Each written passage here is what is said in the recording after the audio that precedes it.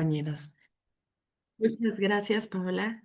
Bueno, pues no hay fecha que no llegue ni plazo que no se cumpla y estamos aquí en nuestra clase de amparo. Buenos Les voy días, a María, pedir ¿cómo está? muy bien, gracias a Dios.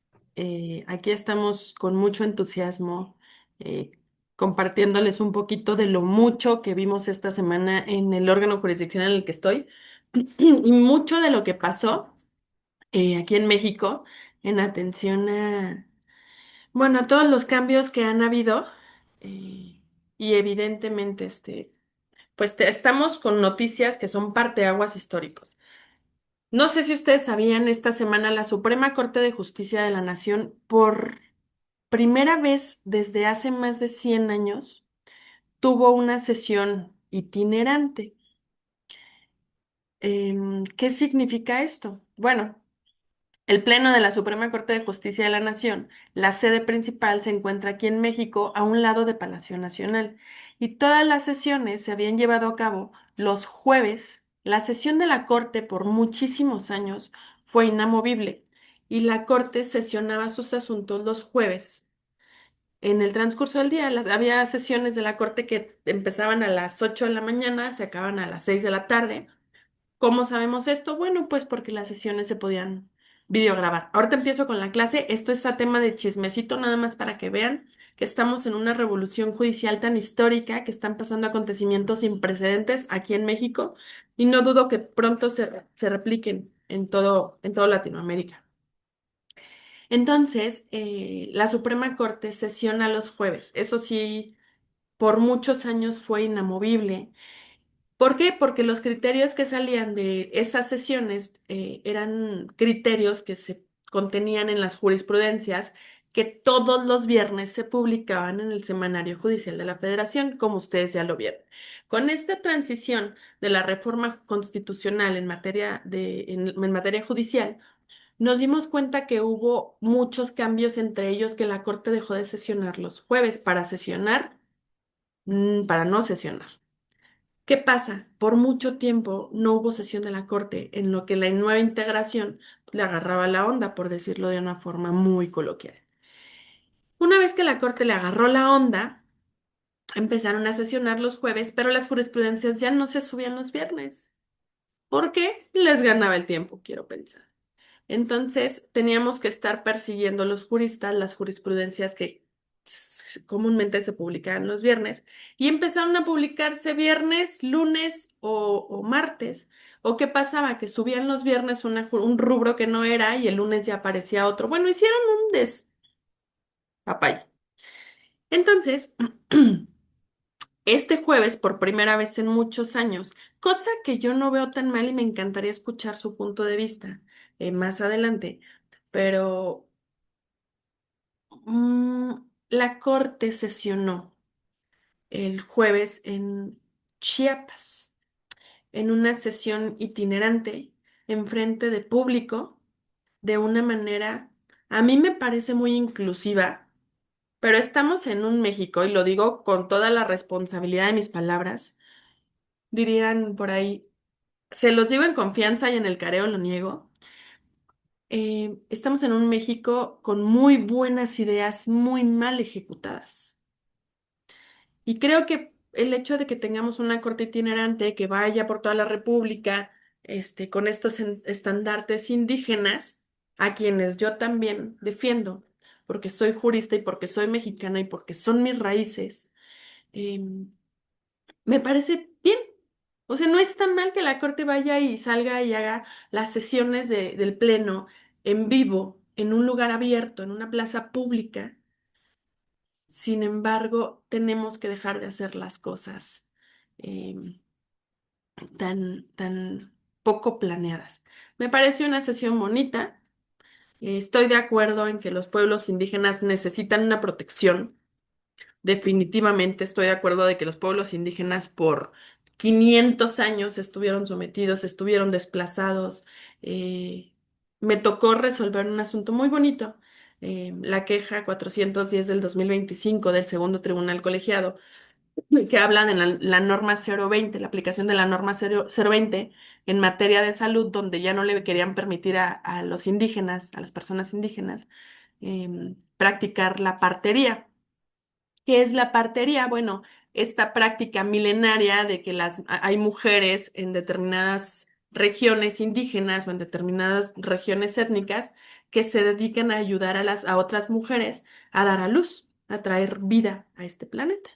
Entonces decía la Secretaría de Salud de aquí de México que no era posible que siguieran haciendo la práctica de las parterías porque ponían en riesgo la vida de las mujeres al no tener las condiciones necesarias de sanidad o las prácticas correctas de medicina para poder ejercer esta profesión. No obstante, la Secretaría de Salud dejó muy de fuera la vista en el sentido de que sí es cierto que las parteras no tienen las mismas condiciones que una clínica. Porque las obligaban a que si querían ejercer la partería, lo tenían que hacer específicamente en una clínica y con la supervisión de un médico. Sin embargo, las parteras tienen una razón, tienen una razón de ser. ¿Por qué? Porque evidentemente hay etnias, hay lugares de la Sierra Alta de Chihuahua, hay lugares de la Sierra Alta de Sonora que no tienen clínicas cerca de algunas comunidades indígenas. Entonces, ¿qué pasa? Ok, dice la Secretaría de Salud, sí puedes ejercer la partería, pero le decimos a las mujeres que les conviene más irse a liberar una clínica que está a 16, 20 horas del lugar en el que radican. Entonces, era incongruente esa determinación y hicimos un estudio muy bonito, la magistrada y su servidora, en el sentido de que los pueblos indígenas tienen autodeterminaciones que sí, que no van en contra de la sociedad. Y en este tema de las parterías, bueno, ya les platico para no dejarlos en ascuas, evidentemente concedimos una suspensión para efecto de que sigan realizando la partería, no obstante, si es la única opción. Entonces, yo estoy muy en el mood de la nueva Suprema Corte en el sentido de que los pueblos indígenas han sido desplazados y han sido un grupo muy importante de las categorías sospechosas, que ahorita platicamos qué es eso, pero pues también tenemos un país donde los indígenas han sido vulnerados, las mujeres hemos sido vulneradas, los niños han sido vulnerados, los hombres han sido vulnerados, los policías, los militares han sido vulnerados. Estamos en un país en caos en el que estuvo muy padre que la Corte este último semestre se enfoque en los indígenas, pero creo que ya pasó mucho tiempo para que no cambien de tema porque tenemos problemáticas bastante graves con estudiantes, con niños, con seguridad, evidentemente, porque lo que pasó el fin de semana evidencia toda la falta de atención que se le ha puesto en ese rubro. Y aquí ya no se trata si el secretario de Seguridad Pública de Claudia Sheinbaum está o no está guapo, eso ya dejó de ser divertido, porque estamos ante una ola de criminalidad que no se había visto en al menos una década. Y no le echamos la culpa a la 4T y no le echamos la culpa al PRIAN y no le echamos la culpa, pero sí tienen que tener políticas públicas. Entonces está muy bonito este tema de que la Corte haya sesionado, histórico, aplaudible, pero ya es momento de que se cambien el chip y empiecen a trabajar en otras cosas. Bueno, como les diría todos los días, ya lo saqué de mi sistema. Muchas gracias por ahorrarme la terapia, muchachos. Vamos a empezar nuestra clase. El día de hoy vamos a platicar, como estamos platicando, que ya me hizo aquí el favor de compartirme eh, Edison, muchas gracias Edison, lo que estuvimos viendo la clase pasada, que fueron los principios del juicio de amparo, y les voy a compartir pantalla. En lo que comparto pantalla, por favor, tengo una manita levantada, no me la bajes. Adelante, Carlos, te escucho. Les voy a compartir pantalla mientras.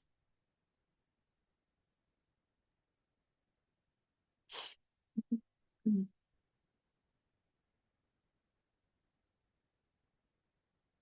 Tampoco se me olvida,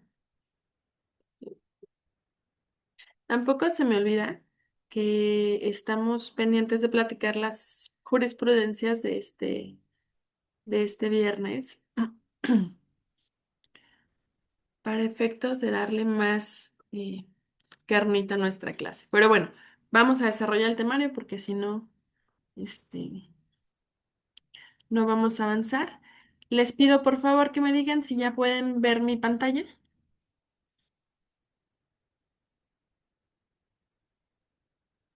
Sí, Sí, maestra, ya. licenciada, Muchas gracias. perfectamente.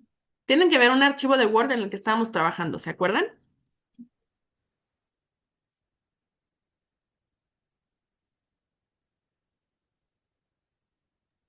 Maestra, muy buenos días. Sí, estamos en el archivo que estás trabajando.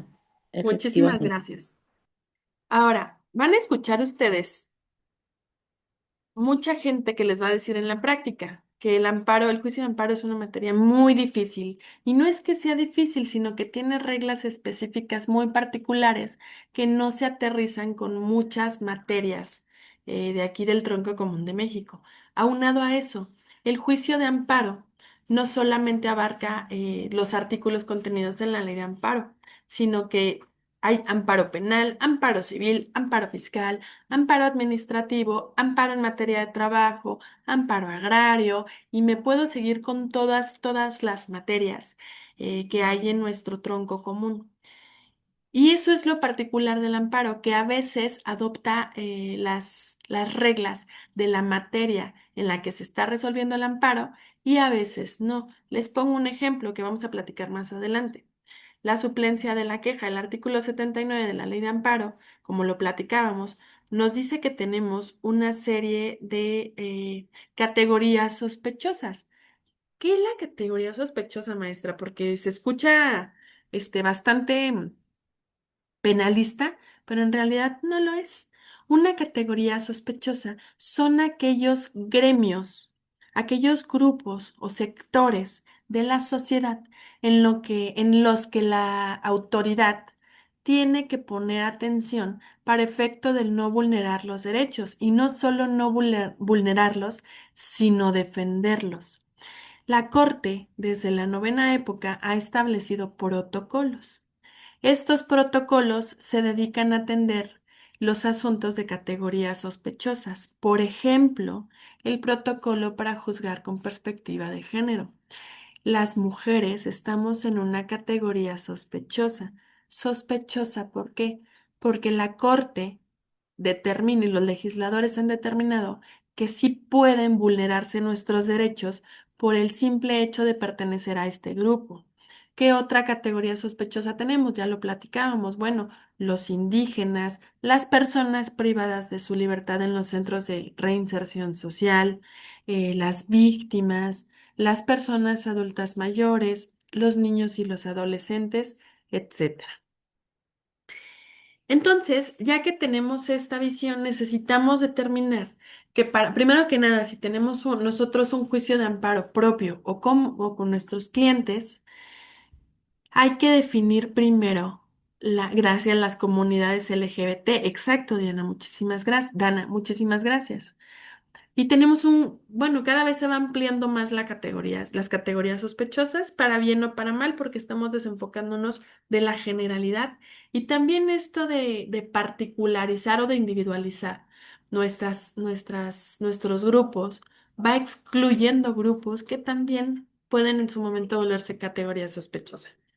Entonces, primero que nada, si a nosotros nos cae un amparo, o si queremos empezar a promover un amparo o entenderle al amparo, necesitamos determinar lo más importante de nuestro amparo, la competencia. ¿Por qué es lo más importante? Porque con independencia de la procedencia, primero que nada tenemos que saber en dónde depositarlo, a quién dirigirlo, hacia dónde encaminarlo. Y la competencia, chavos, tenemos que existen en materia de amparo cuatro tipos de competencia. El primer tipo de competencia lo va a definir la materia. ¿Cómo podemos saber qué asuntos ¿o qué materia es mi asunto? Muy sencillo, este es un tip que yo les doy. Lo aprendí desde que estaba en mi año 1 de formación en el juicio de amparo, en el Poder Judicial de la Federación. Y la verdad es que creo que encontré una fórmula bastante interesante que a mí me sirve hasta la fecha para determinar los amparos. A mí la materia para determinar la materia, me la da la autoridad más el acto reclamado, más el acto reclamado, más la autoridad ejecutora. En ese orden. ¿Por qué?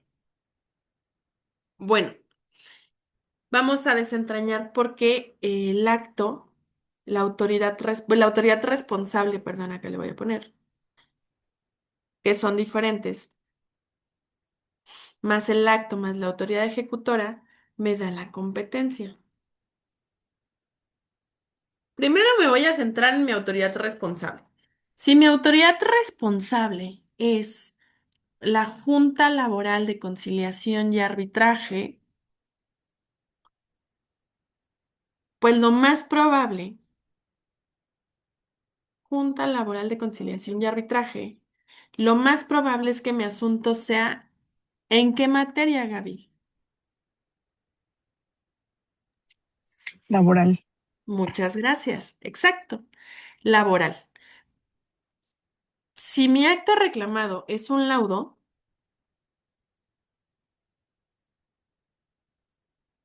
yo ya no necesito irme a la tercera herramienta para determinarlo. Con el simple hecho de tener autoridad responsable y acto reclamado, ya sé que, como perfectamente lo dijo Gaby, es laboral. Ya no me pierdo. Pero hay asuntos donde sí necesito llegar a este tercer elemento, que es la autoridad ejecutora, para determinar mi competencia. Por ejemplo, mi autoridad responsable es la Secretaría de Trabajo y Previsión Social. Aquí le pido, por favor, vamos a ver quién va a ser nuestra próxima víctima. Dana. Dana, si mi autoridad responsable es la Secretaría de Trabajo y Previsión Social, ¿qué tipo de asunto podría ser mi amparo?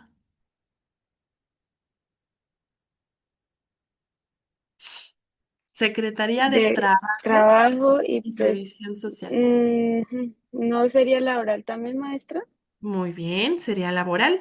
¿Por qué? Porque es una secretaría que atiende a dirimir las cuestiones inherentes a los patrones en relación a los trabajadores, pero no siempre.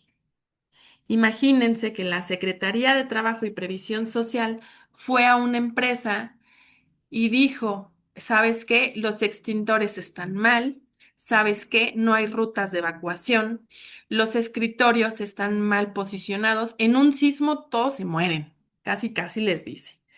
Y emite una determinación por una multa de riesgo.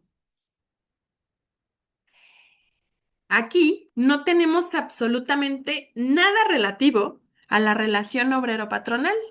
Porque si bien es cierto, las instalaciones sí son parte de la estructura de la empresa, no hay ningún trabajador en específico en riesgo. La determinación de la Secretaría de Trabajo y Previsión Social no gira en torno a, a un, a un conflicto de trabajo, sino a un procedimiento administrativo. Entonces, yo me voy a ir. ¿Quién es la autoridad ejecutora? ¿Quién le avisó a la Secretaría de Trabajo y Previsión Social que los extintores, que las rutas de evacuación, que todo eso está mal? Bueno, aquí le avisó Protección Civil, de Protección Civil. Si ustedes se dan cuenta, nuestro amparo ya tuvo un giro de 360 grados, porque si bien es cierto, como perfectamente lo dijo Dana, la Secretaría de Trabajo y Previsión Social dirime cuestiones de trabajo, pero no al 100%. Voy a agarrar otra víctima, a quien tenga la cámara apagada, le voy a preguntar, Gustavo, por favor. Maestra, buenos días. Buenos días, qué gusto saludarte. Igualmente, Gustavo, con este escenario que tenemos enfrente, qué materia es mi juicio de amparo? civil. No, No, Pero como tú no estás relacionado tanto con las instituciones mexicanas, te voy a dar una pista. Chécate en medio el acto reclamado de dónde deriva. procedimiento administrativo. Entonces, mi amparo es Administrativo. exacto. Muchas, muchas, muchas gracias, Luz. Esto Bueno, es lo que hace complejo el amparo, que parece que tiene reglas similares al resto de las materias, bueno, al resto, al resto de las materias a las que resuelve, pero en realidad no. Esta fórmula a mí me ha servido por mucho tiempo para determinar la competencia en cuestiones de materia. ¿En dónde lo voy a presentar? Porque aquí en México tenemos juzgados de distrito especializados en materia civil, en todas las materias. En este caso estamos hablando de amparo indirecto. El amparo indirecto lo conocen los juzgados de distrito. Por regla general, vamos a empezar con la regla general. Los juzgados de distrito. También excepcionalmente, que lo vamos a ver más adelante, lo conocen los tribunales de alzada. Solo en materia, solamente en penal y civil o mercantil. ¿Ok? Para todas las demás, no hay tribunales de alzada, solamente civil, mercantil y penal. En México tienen tribunales de alzada, todas las demás las conoce el juzgado de distrito. Entonces, ahorita estamos atendiendo a esta premisa. Si yo quiero presentar un asunto en el juzgado de distrito, pero no sé qué materia es, bueno, empezamos con esta fórmula. La autoridad responsable me da la competencia. Vámonos con el ejemplo número 3, ya para dejarlo bien definido. Tenemos que es un centro de justicia penal federal. Mi autoridad responsable es un centro de justicia penal federal. Mi acto reclamado es un auto de vinculación a proceso. Y mi autoridad ejecutora es el director del Centro Preventivo y de Reinserción Social 9, Federal 9, Centro Penitenciario, que le llaman a los federales. Vamos a ver si quedó claro. Vamos a agarrar otra víctima que tenga su cámara apagada. Si no quieren Ma- participar, saben que me... Maestra, ese mi concepto usted lo acaba de mencionar ahí, y A cuando ver, por hablamos de favor. penitenciario y todo es penal, maestra. Por supuesto que sí, muchísimas gracias. Exacto. ¿Quién abrió el micrófono? No vi. Diego, maestra, Muchas Diego. gracias, Diego. Excelente. Exacto. Entonces, así es como vamos aterrizando la competencia en cuestión materiales. Esta fórmula la desarrolló su servidora, porque cuando yo era una joven, una pequeña joven, no hace mucho tampoco, exageremos, em, se me complicaba primero aterrizar la materia. Entonces me puse a observar de los cientos, su servidora ya por mis manos han pasado, sin exagerar, más de 10,000 amparos. em, y mi primer trabajo en el Poder Judicial era clasificar los amparos y designarlos a los órganos. Entonces, esta fórmula me sirvió mucho para saber cómo clasificarlo y no la van a encontrar en ningún libro. Estas se las comparto con mucho gusto para que ustedes puedan aterrizar eh, más fácil la competencia. A mí me sirvió con todo el cariño, espero que también a ustedes les sirva. Entonces, ya que determinamos la materia, aquí tenemos que atender. Ahora sí, vámonos a lo jurídico. ¿Por qué? Porque tenemos cuestiones internas en el Poder Judicial. Existe el acuerdo general del Pleno del entonces Consejo de la Judicatura Federal 3 del 2013 que determina la competencia. Les voy a compartir el link aquí abajito para que ustedes puedan verlo. Además, ahorita lo descargo aquí en la computadora y se los mando. Este acuerdo general del Pleno del Consejo de la Judicatura Federal que establece las disposiciones en cuestiones de materia, bla, bla, bla, bla, bla, tiene un rubro bastante largo, Pero aquí lo importante es esto. Este 3 del 2013 es lo único que necesitan. Y es más, ¿saben qué? Como ustedes son un grupo que quiero mucho y son personas que quiero mucho porque en el transcurso de mi trayectoria ya he convivido con ustedes, les voy a compartir cómo vamos a buscar este documento que nos va a servir también para ahorita que analicemos la competencia por territorio. Miren, les voy a compartir pantalla. Voy a abrir una nueva página de internet para que de cero ustedes aprendan cómo podemos encontrar todos los documentos inherentes a, a las cuestiones administrativas internas del Consejo de la Judicatura Federal. Aquí pueden ver mi pantalla, pero seguimos viendo el mismo documento, ¿verdad? Ya habíamos pasado como a Google, creo. Ok, perfecto. Mira, les voy a compartir esto. Aquí vamos a entrar a la página del entonces Consejo, ahora órgano de administración judicial.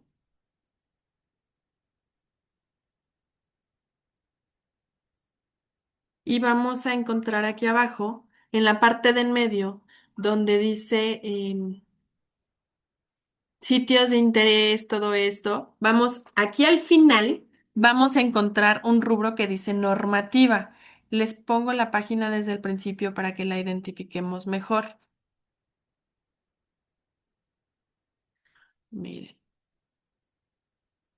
Si alcanzan a ver, esta es la página del órgano de administración judicial, entonces Consejo de la Judicatura Federal. Le bajan un poquito y vamos a encontrar sitios de interés y va a decir normativa. Aquí le damos clic y nos va a arrojar a un buscador. Tarda bastante, está un poco lento y a veces tú buscas algo y no te da lo que necesitas, pero esperemos que hoy esté bien configurado y no me haga quedar mal. En la parte izquierda, toda la lateral izquierda, vamos a ver el buscador que nos interesa. En este buscador podemos buscar los acuerdos generales del Pleno por palabra o frase. Ojo, ¿cuál es la diferencia entre esto y las jurisprudencias? Es un abismo. El Consejo de la Judicatura Federal, ahora órgano de administración judicial, es el que se encarga de regular toda la estructura del Poder Judicial de la Federación. Lo que no está en la ley orgánica del Poder Judicial lo vamos a encontrar aquí. Por ejemplo, el acuerdo que regula la competencia de los órganos jurisdiccionales. Aquí voy a buscar el acuerdo 3 del 2013 emitido por el Pleno del Consejo de la Judicatura. En tipo de normatividad, bueno, no es necesario que pongamos eso porque ya le dimos un dato de localización bastante claro. Y aquí tenemos el Acuerdo General 3 del 2013 que está vigente desde el enero del 2013. En la parte superior, en la parte extrema derecha vamos a encontrar este documento en Word y en PDF. ¿Qué les parece si lo abrimos? Para que ustedes vean, este documento es de los más importantes del juicio de amparo. Después me atrevo yo a decir de la ley de amparo. Mucha gente dirá que son los protocolos, mucha gente dirá que son las jurisprudencias, pero no. Este documento es el más importante y si ustedes quieren dedicarse al amparo o tienen un amparo o pretenden encaminarse hasta esta materia o hasta este juicio, este es el documento que ustedes tienen que tener impreso atrás de su ley de amparo. Este acuerdo general determina el número, los límites territoriales y la jurisdicción por materia de los tribunales colegiados de circuito. Si me lo permite, Pau, que yo sé que sí, se los hago llegar con mucho gusto para que, para que lo tengan a la mano, si no ya saben dónde buscarlo. ¿Qué pasa? Primero, este acuerdo nos dice cómo están divididos los órganos jurisdiccionales a nivel nacional en cuestiones de amparo. Esto es amparo, 95% amparo. Ahorita les digo por dónde está el otro 5. En el juicio en materia de amparo, nosotros no tenemos distritos judiciales ni atendemos a zonas territoriales, sino que la República Mexicana está dividida en 32 circuitos. Estos circuitos abarcan generalmente cada estado. Por ejemplo, el primer circuito es la Ciudad de México, que si bien es cierto, no lo conocemos como un estado, ya es una entidad federativa desde la reforma a su constitución del 2021. Entonces, de hecho, la Ciudad de México no se llama Ciudad de México constitucionalmente. La Constitución de la Ciudad de México dice que es el Estado del Valle de México. Ok, el primer circuito es la Ciudad de México. El segundo circuito es todo el Estado de México. El tercer circuito es Jalisco. El cuarto circuito es Nuevo León. Y así nos vamos a ir circuito por circuito. Hay excepciones. El séptimo circuito, si se fijan, abarca desde Veracruz em, y varios municipios.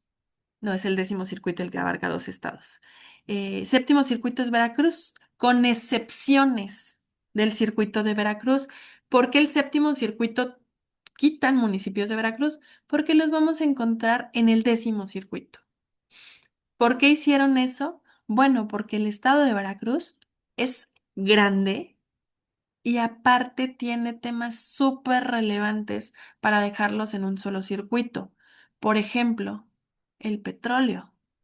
Veracruz es un puerto bastante importante en México, si no es que de los más importantes en cuestiones petrolíferas. Por eso, Veracruz, por cuestiones de estrategia, se dejó en dos circuitos. De ahí en fuera, nosotros podemos ver que el octavo circuito también tiene sus particularidades. ¿Por qué? Porque el octavo circuito abarca dos estados también, que es Coahuila y Durango. Esas son las excepciones a la regla. De ahí en fuera, tenemos que ya están los 32 circuitos, uno por estado. ¿Ok? El 32º circuito. Por eso es importante que tengan en cuenta que en amparo no pueden poner el distrito judicial tal porque no atendemos esas reglas. Ya que tenemos bien especificado em, que nuestra competencia se divide en 32 circuitos, necesitamos atender a la materia. Los juzgados de distrito que conocen el juicio de amparo, en su mayoría están especializados por las cuatro materias que el juicio de amparo reconoce como autónomas, que es administrativo, civil, trabajo y penal. Por ejemplo, en el primer circuito, que es la Ciudad de México, hermosa, por cierto, que hoy vamos a recibir a Shakira en el Zócalo, su paisana, mis queridos alumnos, vamos a aterrizarlo. Aquí en la Ciudad de México tenemos los juzgados de distrito especializados en materia penal. Tenemos los juzgados de distrito, bueno, y les digo, el edificio se llama Prisma. También en la Ciudad de México, en el Distrito Federal, conocido como Distrito Federal, tenemos los juzgados de distrito en materia administrativa en periférico. Tenemos los juzgados de distrito en materia de trabajo en el recinto hermoso de San Lázaro y tenemos los juzgados administrativos, perdón, los juzgados de distrito, ya dije administrativo, civil, de trabajo y los penales en Prisma. ¿Por qué nada más cuatro materias? ¿Dónde quedó el marítimo? ¿Dónde quedó el agrario? ¿Dónde quedó el mercantil? Ah, bueno, el amparo engloba mercantil en los civiles, en atención a la naturaleza de la autoridad que resuelve. En amparo, todos los agrarios, fiscales, marítimos, y les paso una lista, se quedaron en los juzgados administrativos. Los penales, bueno, pues conocen de derecho penal y de ejecución penal. Y en la Ciudad de México hay casos particulares porque tenemos juzgados de distrito en materia de extinción de dominio, en telecomunicaciones y auxiliares. Que eso yo espero me toque darles Amparo 2 para explicarlo más a grosso modo, porque sí es un poco más complejo. Pero bueno, ya que tenemos determinados los circuitos y que tenemos determinadas las materias, también es importante decirles algo. En la Ciudad de México tenemos juzgados especializados. En el Estado de México no, o bueno, sí, pero aquí hicieron un cochinero. Em, en el Estado de México, para explicarles esto, me voy a ir a la página 12 para que lo manejemos un poquito mejor, que ya me pasé. Vamos a ver ya específicamente los municipios en los que integran cada circuito. Bueno, no, ya me lo extendieron porque hubo reformas. Vámonos a la página 16. Y aquí tenemos los juzgados de distrito en materia de extinción de dominio con competencia en toda la República. Están en la Ciudad de México. Del segundo circuito, los juzgados de distrito de procesos penales federales y en materia de amparo y de juicios federales están en Toluca. Y estos juzgados van a conocer lo relativo a estos municipios. Y aquí empezamos con el amparo por la competencia por territorio, chavos. Los juzgados de Toluca van a conocer estos municipios. Si ustedes se fijan, los juzgados de Toluca están especializados en procesos penales. Aquí este documento, eh, híjole, con mucha pena les digo que no está actualizado, porque tenemos uno más actualizado, pero ustedes vieron que lo sacamos de la página del consejo, les voy a hacer llegar el actualizado. Eh, los juzgados de distrito especializados en procesos penales federales que están en Toluca, en el municipio de Toluca, van a ejercer jurisdicción en tales municipios. Es decir, si mi amparo está en Naucalpan, en el municipio de Naucalpan, yo no lo puedo presentar en Toluca, porque la delimitación territorial está comprendida y especificada en este acuerdo de esa forma. Pero ¿qué pasa, maestra, si yo me equivoco y lo presento en Toluca, o sea que es de Naucalpan? Bueno, tampoco se trata de que nos mortifiquemos o nos preocupemos, porque la competencia no es un motivo de desechamiento o de improcedencia del juicio de amparo. Lo único que va a pasar es que nos vamos a tardar más en resolverlo, porque el juez de Toluca lo va a mandar a Naucalpan. Si ustedes se fijan, los juzgados de distrito con residencia en Naucalpan de Juárez no están especializados en ninguna materia. ¿Qué significa esto? Bueno, que en Naucalpan todo lo relativo a estos juzgados, a estos municipios, perdón, tienen juzgados mixtos o especializados en todas las materias, con independencia de que sea civil, mercantil, penal, administrativo, con independencia de la materia, yo lo tengo que presentar al juzgado de distrito en el Estado de México con residencia en Naucalpan de Juárez en turno para que la oficina de correspondencia común, o sea, la oficialidad de partes común, lo turne a uno de los 11 juzgados que están en Naucalpan. Lo mismo pasa con esa. ¿Qué pasa con el Estado de México? Bueno, pues como ustedes se darán cuenta, el Estado de México es uno de las entidades federativas que más municipios tienen. Por eso esta división. Pero si nos vamos, por ejemplo, al decimoséptimo circuito, en el cual orgullosamente su servidora es originaria, que es el bello Chihuahua. Si ustedes ven Chihuahua, Chihuahua es un estado mucho más chiquito, 17º circuito. Si se fijan, ya no son 3 párrafos de municipios, solamente atendemos a 2 párrafos y uno muy chiquito. Y aquí nos dice los juzgados de distrito en el estado de Chihuahua con residencia en la ciudad del mismo nombre, o sea, Chihuahua, Chihuahua, de donde, insisto, orgullosamente soy originaria, va a conocer de los asuntos relativos a estos municipios. Pero Chihuahua tiene 2 sedes del Poder Judicial. una en Chihuahua y una en la famosa Ciudad Juárez. Ay, Ciudad Juárez. Y en Ciudad Juárez tenemos muchos más poquitos municipios. ¿Y por qué pongo de ejemplo Chihuahua, aparte de que porque soy orgullosamente norteña? Bueno, pues pongo de ejemplo Chihuahua porque al ser frontera con Estados Unidos y al ser el estado más grande de la República, ustedes se pueden dar cuenta que Ciudad Juárez tiene municipios relevantes en cuestiones de narcotráfico, en cuestiones de seguridad, en cuestiones de población, etcétera, etcétera, y de siembra y todo eso. Entonces, bueno, también eso se atiende de, en la estrategia de estas cuestiones para aterrizar la competencia seguimos por materia, nada más les estoy dando una introducción, por materia.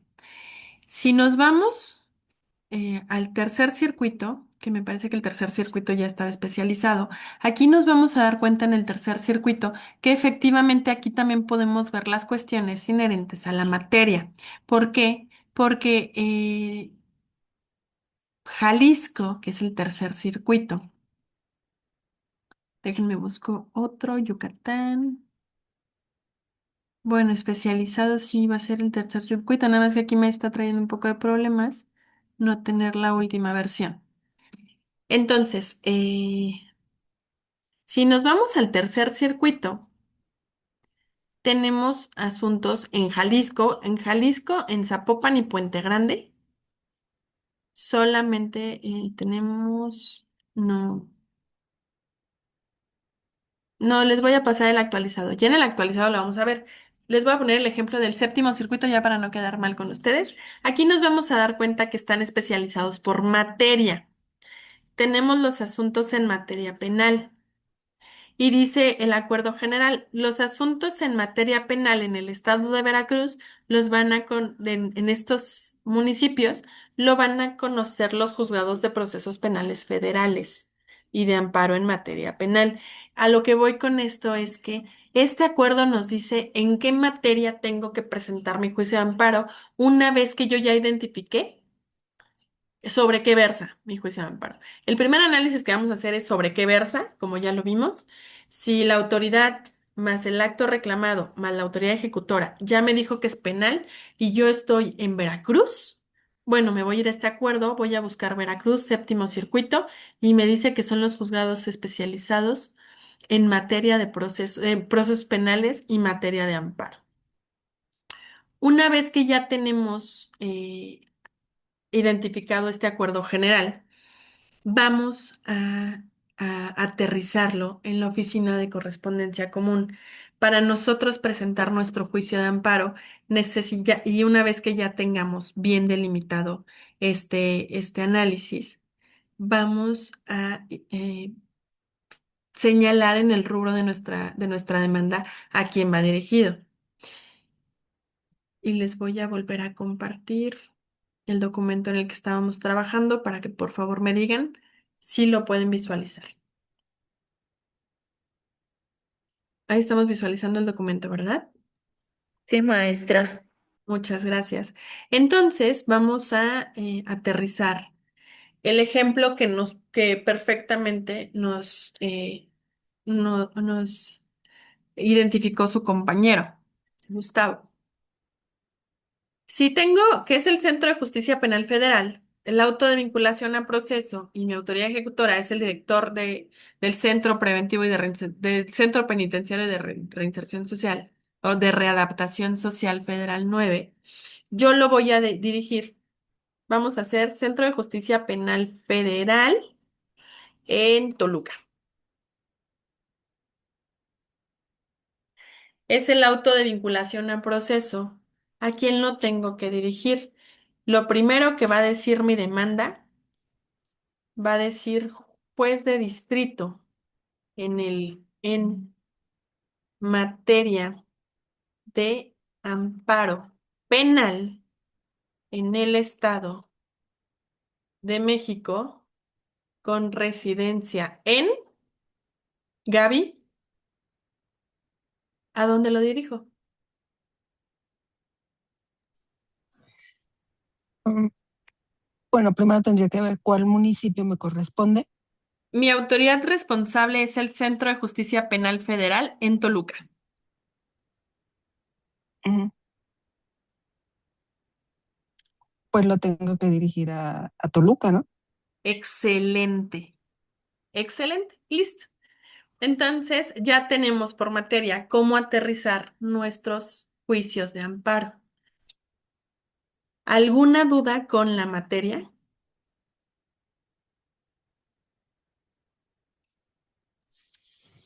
No, Pues excelente.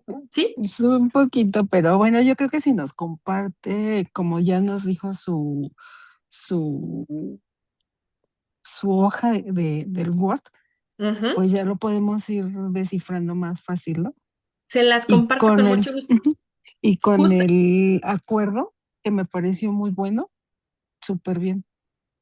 justo es eso, Gaby, Maestra, excelente. con la Dígame. ayuda suya, digamos, la fórmula o técnica que nos está enseñando, pues nos da una practicidad, primero de competencia, segundo de jurisdicción y de especialidad competente en cuestión de si es administrativo, penal, civil, bueno, en fin.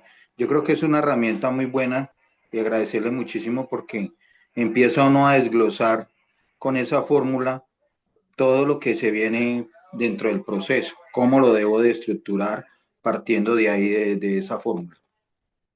Muchas gracias, Diego. Música para mis oídos, muchachos. Les voy a decir algo. Este tema de la competencia, ustedes, creo, con toda la humildad se los digo, están listos para determinar amparos en cuestión de competencia por materia. Es un tema de práctica, como perfectamente lo dice Gaby, como perfectamente lo dice Diego. Nada más es cuestión de que ustedes atiendan a la fórmula, identifiquen de qué es su amparo, en dónde está, busquen su municipio, busquen su materia y listo. Parece complejo porque yo me acuerdo que a mí también se me hacía un mundo y yo veía hojas y hojas de este acuerdo general y su servidora, pues jovencita, veinteañera, recién egresada de la carrera. No hace mucho tampoco, no soy tan grande como parezco, pero se me hacía un mundo. Aquí lo importante es que les doy este consejo.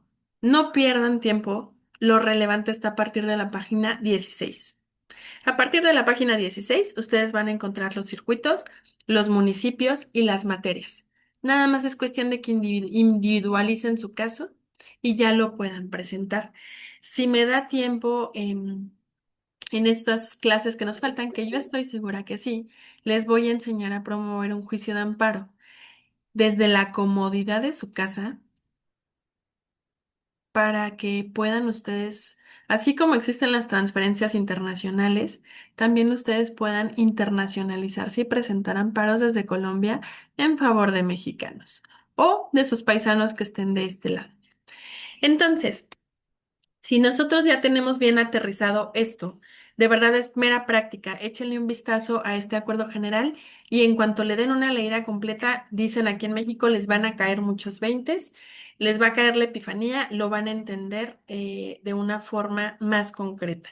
De todos modos, con muchísimo gusto, si en la semana les da tiempo de echarle una ojeada a este acuerdo general y aún así les surgen dudas, por favor no duden en externarlas. Para eso estoy yo aquí. Entonces, voy a volver a compartir para ver la competencia por territorio. La competencia por territorio va más allá de este acuerdo general. Déjenme ponerlo acá bonito para que competencia, materia. Entonces, vamos a hacerlo la competencia por territorio. Es un parteaguas importante que ustedes ya tengan determinado el municipio en el que podemos presentar la demanda de amparo. La competencia por territorio va más allá. Vayan sacando su ley de amparo, por favor. porque la vamos a necesitar. No obstante, yo se las voy a compartir también aquí para quien esté imposibilitado, pero esta competencia se determina por la ejecución del acto reclamado. Aquí me voy a regresar un poco porque no me gustaría estarles hablando en inglés sin que ustedes me entiendan de qué estoy hablando o a qué me refiero con acto reclamado. Voy a... El contenido de una demanda de amparo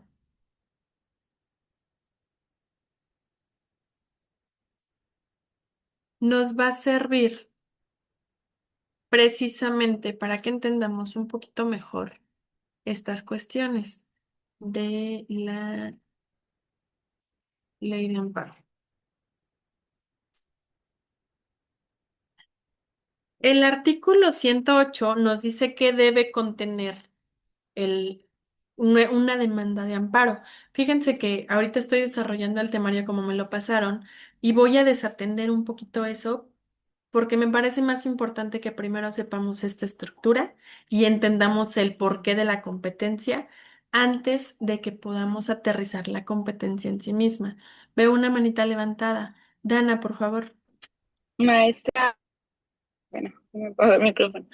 Una pregunta, por ejemplo, pues ya vimos que por estados se determina la competencia, ¿no? Ujú. Entonces, a nivel interno de cada estado, pues están los municipios, las ciudades. Entonces, así un ejemplo hipotético de que haya dos estados allá, Jalisco y, por ejemplo, oye, Chihuahua. Chihuahua. Entonces, por ejemplo, yo soy de Jalisco, pero estuve trabajando un año en una ciudad de Chihuahua. ¿Me puedes decir una ciudad? Chihuahua, Chihuahua, Chihuahua. ¿Es un estado o una ciudad? ¿O Chihuahua es no un tiene ciudades estado, internas? la ciudad de Chihuahua está dentro del estado de Chihuahua. Ujú. Entonces, yo trabajé, por ejemplo, un año en la ciudad de Chihuahua, Ujú. ¿sí?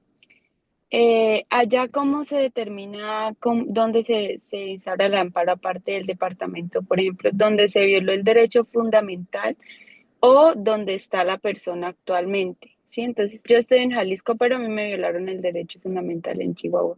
Por ejemplo, aquí en Colombia se haría directamente donde fue violado el derecho fundamental, ¿sí? ¿Allá es de la misma manera o lo hace donde está el receptor o la persona? Dana, acabas de poner en la mesa un tema muy interesante. Fíjate que te voy a felicitar públicamente en frente de tus compañeros porque vas un paso adelante de tu servidora.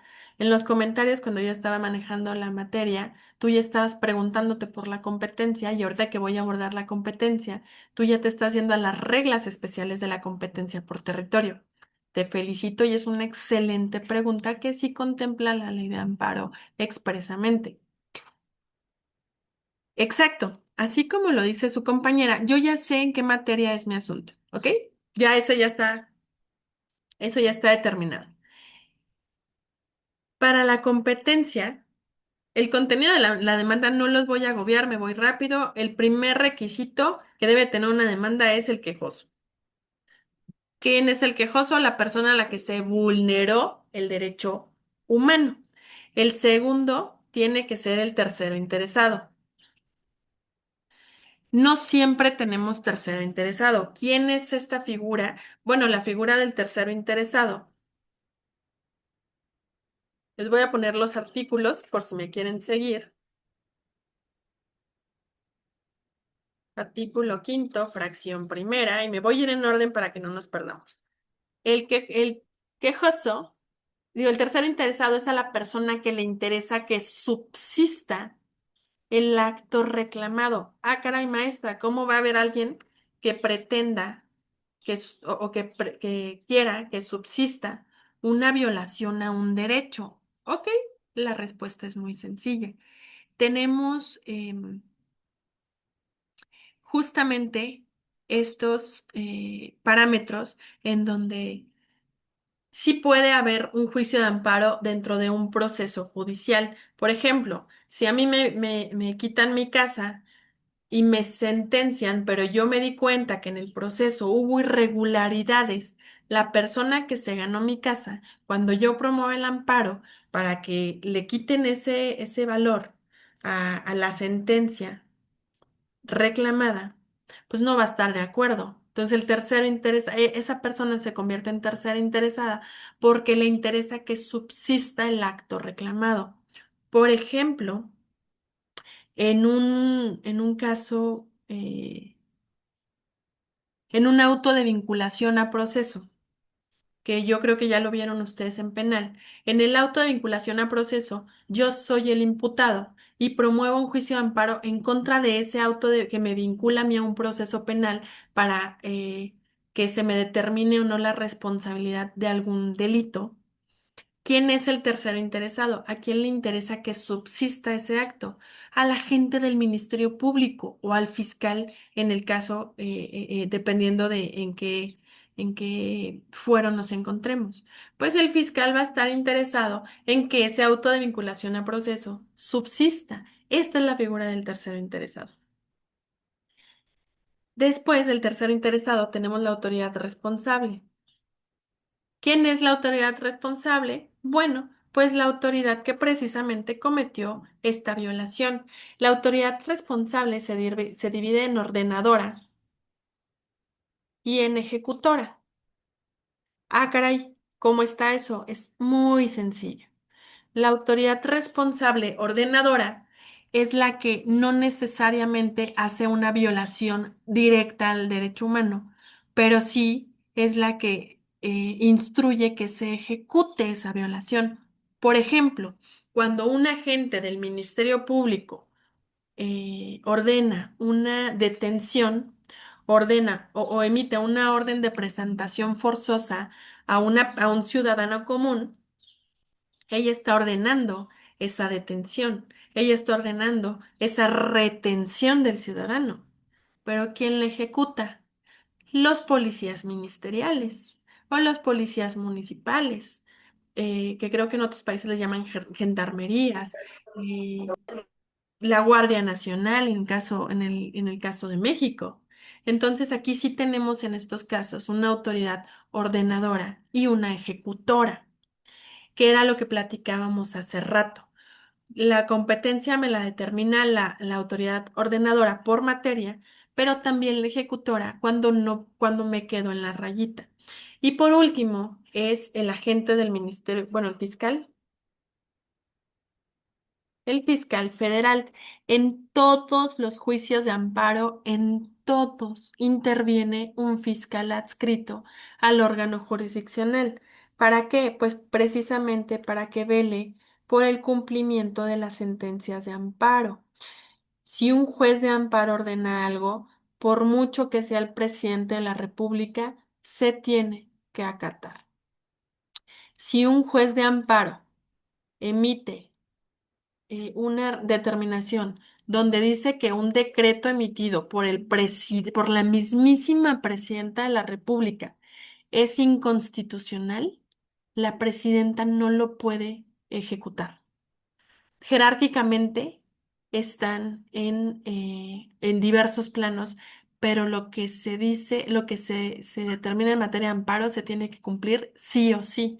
De ahí la trascendencia de la reforma. Por eso le quitaron tanto peso a los juzgados federales y a los tribunales federales. Voy contigo en un momento, Dana.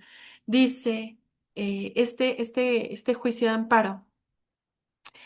Este juicio de amparo fue creado precisamente a raíz de todas las violaciones, como platicábamos, que se cometieron en 1917, terminada o concluida la Revolución Mexicana, eh, en relación a los trabajadores, a las mujeres, a los campesinos. Y estuvo muy bonito porque tenemos padres de amparo aquí en México. Yo luego les platicaré, pero a mí me interesa que conozcan más bien el juicio de amparo más allá de su historia. Y un día les voy a dar una clase especial de historia de Amparo porque es preciosa. El Amparo nació en Yucatán en 1841, aquí en México. Se estableció por primera vez en nuestra Constitución de 1917. Y la primera suspensión de plano, la primera suspensión de... paren todo, déjenme. Nico. Ay. La primera suspensión de paren todo fue porque iban a ejecutar a un soldado. Esa fue la primera suspensión de plano en México. El primer juicio de amparo que se concedió en México fue no por un juez de distrito, fue por un alcalde, porque a un campesino le iban a quitar sus tierras. Y dijo: "Ch, vamos a parar todo en lo que investigamos qué está pasando. No pueden violar, no pueden quitar las tierras a esta señora, ¿a dónde se va a ir? Entonces vamos a suspender todos los actos judiciales. Yo les voy a rendir un informe. Yo no mandé absolutamente nada para que le quitaran sus tierras". Y ese fue el primer juicio de amparo que tenemos registrado no solo en México, sino a nivel Latinoamérica, porque el amparo es orgullosamente mexicano. En Chile se lo pelean un poquito, pero en realidad si atendemos a la naturaleza de este primer acto documentado, el amparo es mexicano. Entonces, en 1815, perdón, a raíz de la revolución, se me cruzaron, no es 1917, sino fue desde 1815, sí fue en la Constitución de 1917, pero en la de 1857 ya traíamos nociones. Morelos, José María Morelos y Pavón, que no se llamaba así en la vida real. Su verdadero nombre está larguísimo y solo me acuerdo que se llama Teclo. Bueno, José María Morelos y Pavón dijo que todo el que se queje con justicia tenga un tribunal que lo escuche, lo ampare y lo defienda en contra del arbitrario. Por eso tan importante la reforma judicial que nos dieron en México. Por eso nos pusieron ese freno, porque los juicios de amparo ya estaban deteniendo eh, los decretos del presidente Andrés Manuel López Obrador que afectaban sus políticas públicas, y lo que un juez de amparo dice se tiene que cumplir.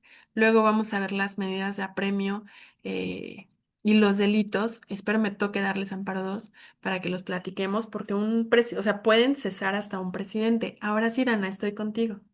Maestra, qué pena, pero según eso era mi pregunta. Por ejemplo, si se emite un fallo, creo que ya es sentencia de amparo, y Ujú. hay un cumplimiento parcial, es decir, que no, o sea, se cumple pero no a cabalidad, acá procede lo que es el incidente de desacato. Allá, por ejemplo, como nos dices que las medidas son muy fuertes, en Ujú. caso de que un funcionario o una entidad no dé cumplimiento, ¿qué acción jurisdiccional se podría, o sea, podría emitir, o ya se daría mediante, no sé, responsabilidad penal o multas, o cómo sería? Sí, mira, la belleza del amparo es que vamos escalando. Primero empezamos con un apercibimiento, le llamamos aquí en México. ¿Qué es un apercibimiento? Nada más y nada menos que una amenaza. Si no cumples, te voy a imponer 230 UMAS, unidades de medida de actualización, que es lo que utilizamos aquí en México, de multa. 230 es lo mínimo que con lo que podemos amenazar. Que andamos las 230, yo creo que han de andar como por los 26,000 pesos. Cada UMA son, me parece que 114 pesos. Entonces, multiplica las 230 por 114 y esa es la primera amenaza. Si no la cumplen, lo puedes amenazar hasta 2 veces y elevarle la cuantía de la multa. Si no cumple, le impones la multa y amenazas a su superior jerárquico con ponerle la misma multa. Generalmente ahí les da frío y ahí empiezan a cumplir la sentencia. ¿Por qué? Se los va a aterrizar un ejemplo real. A la gente del Ministerio Público que le dices, dale acceso a la carpeta de investigación a la víctima. Y el agente del Ministerio Público la perdió. Entonces se le pasa porque tienen mucho trabajo. No le da acceso. En el cumplimiento de la sentencia, no le da acceso conforme al artículo 196 de la Ley de Amparo. La segunda vez no le da acceso, la multamos y nos vamos al fiscal general del estado. A mí me regañaban mucho porque entre el Ministerio Público y el fiscal están los coordinadores de zona, están los delegados que les llaman. Y yo no, yo me brincaba hasta el fiscal general. Y luego venía el fiscal general acalambrado porque aparte eso se hace mediático en muchos casos. Imagínate que le pongan una multa al fiscal. Generalmente ya con eso se empezaban el cumplimiento. Si el fiscal no cumple, yo todavía le daba chance al fiscal y le decía, bueno, te voy a dar otra advertencia y por lo pronto a tu agente del Ministerio Público, yo iniciaba un incidente de incumplimiento a la sentencia o de inejecución, solicitándole al tribunal colegiado, que era mi superior jerárquico, que es ahorita en donde estoy, eh, que cesara, que suspendiera al agente del Ministerio Público, o sea, que lo corrieran. Entonces yo ya estoy por cuerdas separadas pidiendo la destitución del agente del Ministerio Público y multando al fiscal. Generalmente ahí me cumplían, porque el Ministerio Público pues ya sentía la respiración y el miedo en la nuca. Entonces ahí generalmente ya me respondían y me cumplían o me reponían el procedimiento o me informaban la imposibilidad de dar cumplimiento a la sentencia porque habían perdido las constancias o lo que tú quieras, que bueno, eso ya era responsabilidad interna del Ministerio Público. Si todavía no, lo puedes elevar al fiscal general de justicia, al fiscal general, al fiscal bueno, a la Procuraduría Federal de la República, Fiscalía General de la República, perdónenme, se me fue, para solicitar, obviamente le ponen la multa al fiscal y lo vas elevando y lo vas elevando y le vas elevando y lo vas elevando hasta que corras a todos. Afortunadamente nunca ha pasado porque sí les da frío, porque saben que un tribunal colegiado, si un tribunal colegiado emite la separación del cargo de un funcionario, no solamente lo separan del cargo, sino lo pueden inhabilitar con independencia de la responsabilidad penal, o sea, puede terminar en el bote de la responsabilidad penal por el incumplimiento a una demanda de amparo. El artículo 238, del 238 al 268, contempla la punibilidad de cuánto tiempo puede estar un servidor público en la cárcel por no dar cumplimiento a una demanda de amparo e incluso particulares también incurren en delitos en materia de amparo. Entonces es eso, primero con dinero, luego con separación de cargo, luego con cárcel y nos vamos elevando al superior jerárquico. No sé si eso conteste tu duda, Dana. Sí, maestra, muchas gracias. Era lo que quería saber. Excelente, súper. Me gusta tu mente inquieta, por favor, nunca te calles en mi clase. Entonces, atendiendo a eso, nosotros nos vamos a dar cuenta y les voy a poner aquí la ley de amparo, porque precisamente ya tenemos bien definido cómo vamos o en qué municipio está nuestro juicio de amparo. Les voy a poner aquí la ley de amparo y nos vamos a ir al artículo 37 por si ustedes me quieren ir siguiendo con su ley de amparo, si no aquí mismo se las comparto. Nada más, Gaby, confírmame que sí se puede ver. Sí, sí se ve. Gracias. Nos vamos a ir al artículo 33, que es las reglas de la competencia. Aquí esto ya lo vimos la clase pasada, como la Suprema Corte de Justicia de la Unión, tribunales colegiados de circuito, tribunales de apelación, los juzgados de distrito y los órganos de los poderes. ¿Quiénes son competentes en materia de amparo? Ellos. Los tribunales colegiados, eso lo van a ver en Amparo 2, los juzgados de distrito y los tribunales colegiados de apelación son competentes para conocer el juicio de amparo indirecto, que es lo que nos atañe en esta clase. También lo serán las autoridades del orden común cuando auxilien a los órganos jurisdiccionales de amparo. Hay municipios que no tienen juzgados de distrito y hay amparos que son urgentes porque puede desencadenar la muerte de una persona, que es lo más grave, o la pérdida de la dignidad, que a mí se me hace todavía más grave que perder la vida. Bueno, ahí entran en auxilio órganos, autoridades del orden común, como lo platicábamos, alcaldes, diputados, etcétera. El artículo 37 es lo que a mí me interesa. Es juez, jueza o juez competente, la o el que tenga jurisdicción en el lugar donde el acto se reclame, deba tener ejecución, trate de ejecutarse, se esté ejecutando o se haya ejecutado. Aquí vamos a vamos a resguardar este párrafo, ahorita regresamos con el otro y les voy a compartir nuevamente el documento. Y el artículo 37 es muy claro. En cuestión de territorio, lo determina la ejecución del acto reclamado. Es juez o jueza competente donde el reclamado deba tener ejecución, trate de ejecutarse, se esté ejecutando o se haya ejecutado. Vamos a aterrizarlo para mí en uno de los actos más comunes. Mi autoridad responsable es el agente. Bueno, les voy a poner aquí que es ejemplo. Es el agente del Ministerio Público y el autoridad responsable. Y mi acto reclamado es una orden de aprehensión. Edison, ¿cómo se le llama las órdenes de aprehensión allá en Colombia?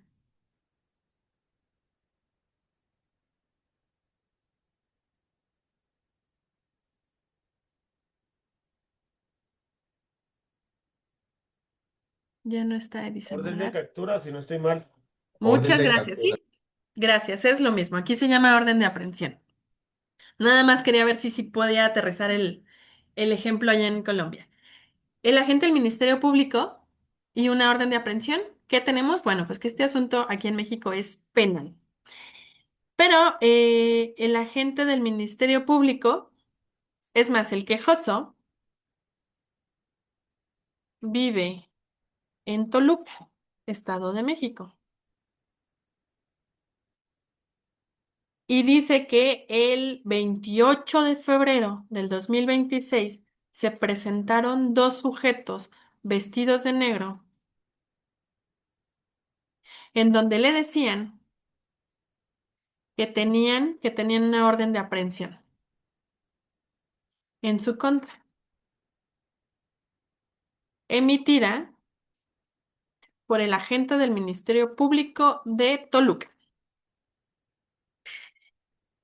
Ok, aquí ya tenemos nuestros antecedentes y se los juro, así son las demandas de amparo en contra de orden de aprehensión y a veces, voy a decir groserías.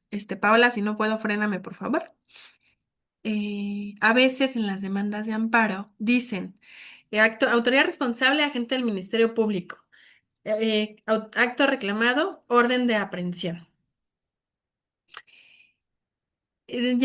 Antecedentes. Llegaron dos sujetos vestidos de negro. Yo los atendí por la ventana y me dijeron, ahora sí ya valiste madre, ya te cargó la chingada, traemos una orden de aprehensión en tu contra emitida por el agente del Ministerio Público en Toluca. Se los juro, ustedes se van a dar cuenta cada vez que vean una demanda de amparo de este tipo aquí en México, que el común denominador es usar esas palabras. A mí me da esta risa porque parece un guión de un programa, de algún programa de televisión de Laura Bozzo, pero se los juro que así está.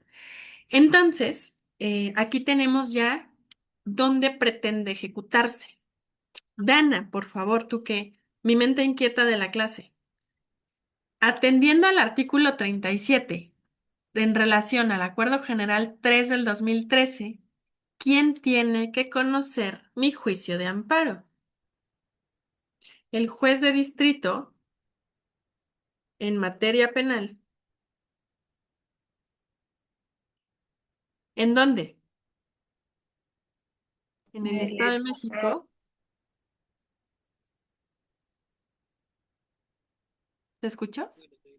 ¿Con residencia ahí? Con residencia también en el Estado de México. Sí, pero sí se está tratando de ejecutar. Si el es juez competente, si la competencia por territorio la determina el lugar donde el acto deba tener ejecución, trate de ejecutarse, se esté ejecutando o se haya ejecutado y mi quejoso vive aquí, ¿dónde voy a presentar mi demanda? ¿Quién es competente? O sea, ¿dónde él está en Toluca o dónde está el juez? Eso es lo que me estás preguntando. Exacto, eso es lo que te estoy preguntando. El acontecimiento pasó en Toluca, ¿no? Así es. Entonces, ¿sería en Toluca? Excelente, excelente. Muy bien, Dana.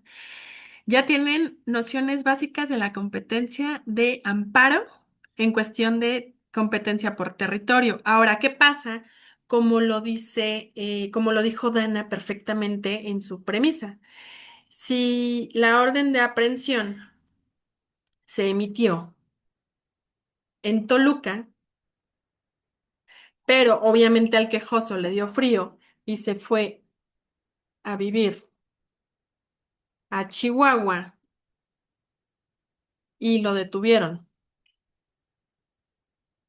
Ahí, ¿quién es competente para conocer?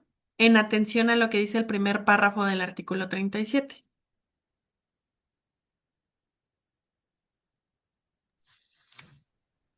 Chihuahua. Excelente, Le deben de dar parte. excelente. ¿Dónde se ejecutó? En Chihuahua. Si bien es cierto, la orden se emitió en Toluca, es competente el juez de distrito,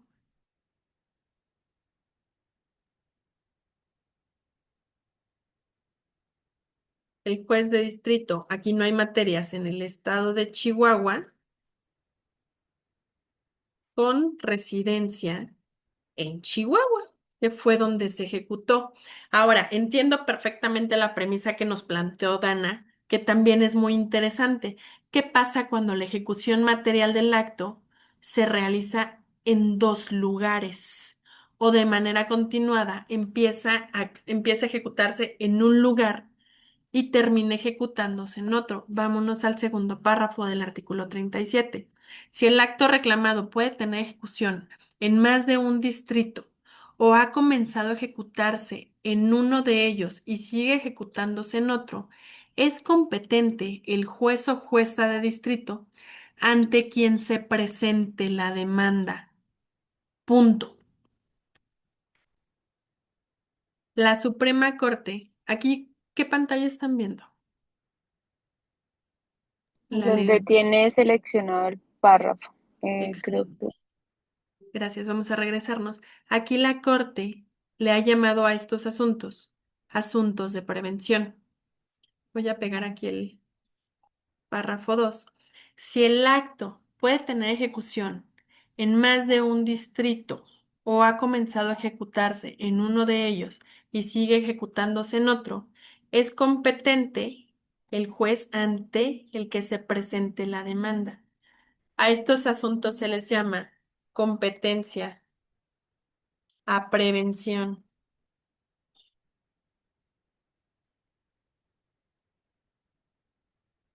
¿Ok? ¿Cómo puede ser eso?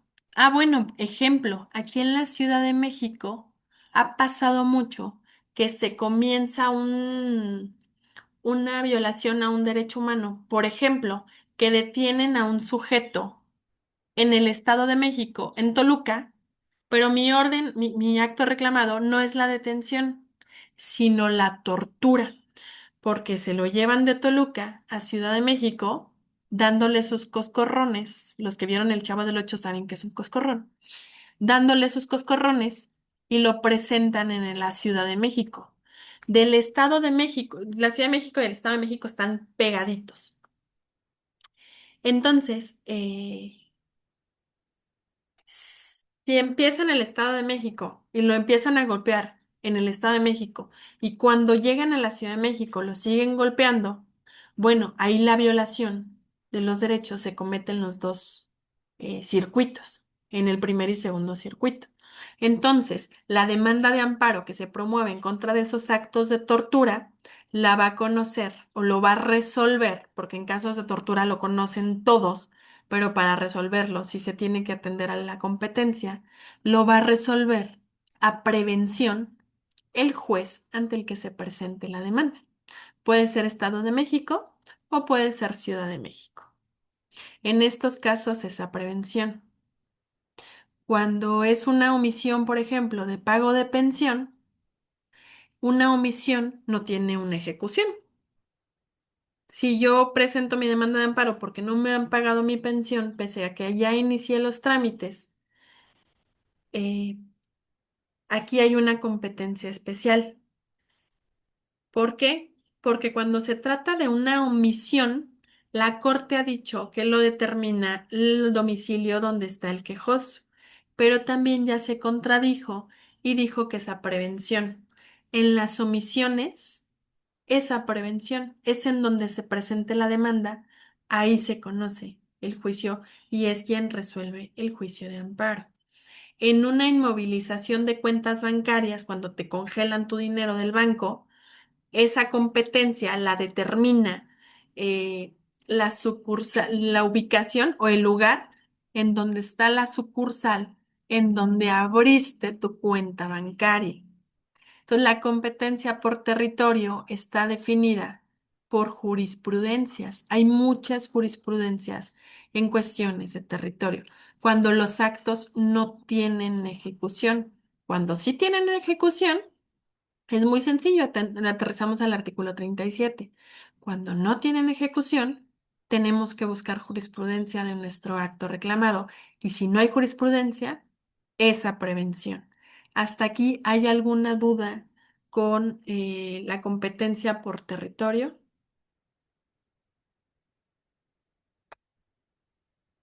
¿Competencia por materia? ¿No? Excelente. Ya abarcamos los dos temas más complejos de la competencia. Ya después vamos a ver en cuestiones de amparo la competencia por turno. Es una cosa súper sencilla, administrativa y la competencia en los asuntos urgentes para la siguiente clase. Si mi memoria no me falla, hemos concluido la clase. Sé que van a empezar con una maestra muy buena que quiero mucho, trátenmela bonito, por favor. Es una gran amiga, la licenciada Liliana Bueno. Si es en esta clase, Pau, donde se integra la licenciada Liliana. Bueno, yo creo que en un momento nos estarán confirmando, pero les agradezco mucho su atención. Insisto, si tienen dudas, ya no nos dio tiempo de revisar las jurisprudencias, pero en serio, esa clase, esa tarea no es por mí, es por ustedes. Me lo van a agradecer cuando presenten o cuando lleven sus juicios de amparo. Carlos, por favor. Maestra, buenos días. Buenos Maestra, días. pregunta, usted dijo que de acuerdo, nos iba a hacer de pronto llegar el documento completo sobre el Acuerdo General 013. Así es. Es que yo estoy mirando por ahí por internet y eso tiene cualquier cantidad de versiones. Yo estoy mirando y el que está ahí en la página que yo descargué es la versión 334. Y aquí me Ujú. dice que la última reforma fue de, del 15 de noviembre del año 2022. Así es. Hay una reforma nueva en 2025 que no se hizo muy pública, pero estoy segura que existe esa reforma porque no es por presumirles. Yo colaboré en esa reforma, en donde se especializaron los juzgados de Toluca, los juzgados de Jalisco, los juzgados de Monterrey y en de Ciudad de México se extinguieron los juzgados de procesos penales federales. Como supe que esta no es la última versión, ya no existen los juzgados de procesos penales federales. Se acabaron los juzgados de procesos penales federales porque estos juzgados atendían a la reforma antes del proceso penal adversarial en México. Entonces, como ya son cada vez menos los asuntos del sistema tradicional que le decimos aquí en México, ya se optó en el órgano, en el Consejo de la Judicatura Federal. En ese entonces yo era directora nacional de las oficinas de correspondencia común. Se optó por especializar los juzgados de procesos penales federales como juzgados de amparo penal, que también conocen procesos. Entonces, por eso estoy tan segura que esa no es la última versión. Lo malo es que la última versión la dejé en mi disco duro en mi computadora del trabajo, pero con mucho gusto se las hago llegar, debería de ser la versión oficial, pero pues al parecer no han actualizado la página, cosa que voy a criticar enérgicamente con mis compañeros si tengo oportunidad ahora en que regrese a trabajar el lunes, pero si no, evidentemente con mucho gusto para que ustedes tengan las herramientas completas, yo les comparto esta nueva reforma donde ya no existen los juzgados de procesos penales federales en Jalisco y se especializaron aparte en Jalisco por materia y en Monterrey, en el cuarto circuito. Séptimo circuito, no, sí, cuarto circuito. Entonces, si ya no tienen dudas hasta aquí, les agradezco muchísimo su tiempo. A ver si me da tiempo de ir a ver a su paisana. Si es, Shakira es de Barranquilla, ¿verdad? De Colombia. Y sí Sí, los tiene maestra, orgullosos. Sí, ella señora. es barranquillera. Sí, acá en México la adoran. Gaby no me va a dejar mentir. Aquí en México la adoran. Bueno, la adoramos porque a mí también me gusta mucho su música. Bueno, de la antigua Shakira. Pero la verdad es que es una buena representante cultural de Colombia y va a estar el día de hoy en el Zócalo. Esperemos que todo salga bien y ya les estaré mandando videos si me animo a ir. Entonces, Ahí está, es... pero si no compro la entrada ya no va a poder ingresar. No, Carlitos, es gratis. Es ¿Ah, es gratis. gratis? Es Sí, gratis. Peor todavía, peor increíble. todavía. Ya debería, maestra, ya Vamos a ver la deberías estar punta. haciendo fila Te ya para juro que desde ingresar. ayer están haciendo fila, desde ayer en la mañana están haciendo fila en el Zócalo. No, la verdad es que yo no voy a ir. Eh, no tengo oportunidad. La admiro mucho como artista, pero creo también que podría ser un poco imprudente, dado que tuvimos masacres el fin de semana pasado en lugares públicos, meternos a una plaza tan grande como el Zócalo. Es mi opinión personal, yo no me voy a poner en riesgo, pero sé que Shakira va a estar aquí muy cuidada, la queremos mucho. Y bueno, pues qué padre que sea paisana de ustedes. Muchas gracias, Miss. Muy bonita su clase, divertida, entretenida y nutritiva. Muchas gracias, Gaby. Tus comentarios de Súper verdad. padre. Me gusta mucho cuando me dicen ese tipo de cosas, así que si les nace, por favor, síganme alimentando el ego. Chavos, si tienen alguna duda respecto de la clase, eh, con todo gusto se las resuelvo. Si en el transcurso de la semana van digiriendo y les brinca alguna duda, también tienen mi número, ni modo que no. Me pueden ahí mandar un mensajito, si no en la siguiente clase, con muchísimo gusto nos vemos. Eh, Maestra, Dime, Julietita. hola maestra, no, que ahora 15 días no te pude saludar. Estoy Sí, feliz de que nos estés compartiendo tus conocimientos. Feliz de tenerte nuevamente con nosotros. Es una bendición. Es la palabra que podemos utilizar. Es una bendición tenerte como nuestra maestra una vez más y poder aprender de ti. Te agradezco mucho de todo corazón y te envío un abracito. igualmente, Julieta, qué gusto tenerte de vuelta en mis clases. De verdad estoy muy contenta con este grupo. Yo a ustedes no crean que así soy con todas mis clases. La maestra Paola no me va a dejar mentir. Es muy raro que yo me involucre con un grupo y a ustedes los trato con mucho respeto y aparte cariño porque sé que en algún momento de la vida ustedes van a estar académicamente por encima de su servidora y espero que me firmen el libro que publiquen, el artículo que hagan, que tenemos por ahí un pendiente. Espero que cuando vayan a algún programa de televisión que los estén entrevistando, pues se acuerden de su servidora. Entonces Ay, yo qué sé que esto es un grupo maestra, ¿verdad? muy ¿Y qué pasó agradable. con maestra, qué pena, qué pasó con lo del cuatrimestre pasado? La hermana Julieta está que quiere volverse internacional. No, sí, Ay, yo ¿qué no he creen? dicho nada. No, pero sí te tengo bien presente, Julieta, porque ¿qué creen que el director de la revista en la que yo estaba, ahorita lo ascendieron y lo hicieron una persona muy importante? Que bueno, eso también es una gran noticia y la revista está en pausa, solamente en pausa. Hemos estado platicando para ver pues, si se puede hacer algo para retomar el proyecto de la revista, pero Julieta, tu artículo está ahí formado en la primera fila y en cuanto se reanude la publicación, yo estoy segura que me van a permitir publicarlo y ya les estaremos pasando al Bueno, licenciado Carlos y a los compañeros el platícale, artículo en la dile que ahí revista. voy. Entonces, no, muchachos, si sigue en pie, también con mis alumnos de ciencias políticas que ahorita también les estoy dando, estamos haciendo esta dinámica y espero poder retomar ese proyecto pronto. Y si no, pues por lo pronto les platico que su servidora va al parecer publicar un libro con esta bella institución de Magister. Y si es así, bueno, pues estaremos recopilando los buenos artículos que nos han estado presentando. Y si quieren participar también, hacemos un compendio de artículos y lo publicamos, ¿por qué no? Pero bueno, ya le robé mucho tiempo a la maestra que sigue. Se las encargo mucho si es la licenciada Liliana, trátenmela bonito. Espero que tengan un excelente fin de semana. Les mando un abrazo muy grande. Pao, es todo por mi parte. Nos vemos en la siguiente clase. Gracias, mis lindos. Gracias. Gracias, maestra.